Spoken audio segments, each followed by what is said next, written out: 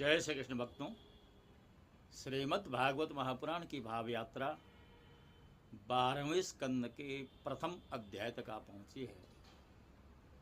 इस अध्याय में कलयुग के राजवंशों का वर्णन किया गया।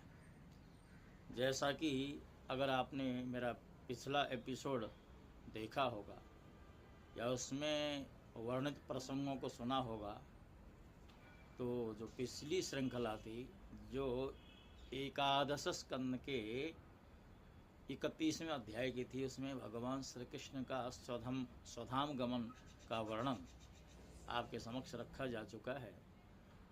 और जैसे ही भगवान श्री कृष्ण का स्वधाम गमन हुआ, उसके साथ साथ कलयुग का आगमन हो गया।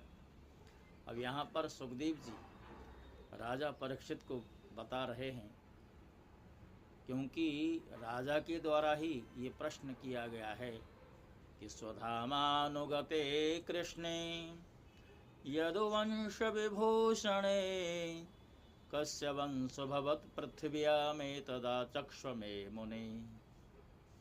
अर्थात हे भगवान, यदुवंश शिरोमणि भगवान श्री कृष्ण जब अपने परम धाम पधार गए, तब पृथ्वी पर किस वंश का राज्य हुआ तथा अब किसका राज्य होगा, आप कृपा करके मुझे बतलाने की कृपा करें। सुखदेव जी कहते हैं कि राजन, मैंने तुम्हें 9वें स्कंद में यह बात बताई थी कि जरासंध के पिता बृहद्रथ के वंश में अंतिम राजा होगा पुरंजय, और पुरंजय का दूसरा नाम रिपुंजय होगा। उसके मंत्री का नाम होगा शुनक।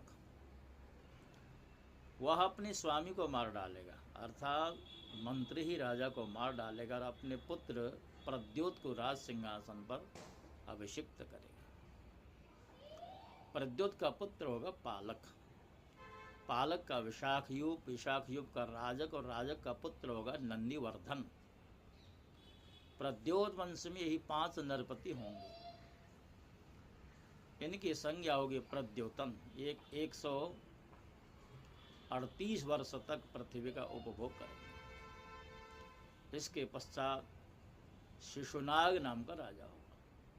शिशुनाग का काकवर्ण, उसका क्षेमधर्मा, और क्षेमधर्मा का पुत्र होगा क्षेत्रज्ञ।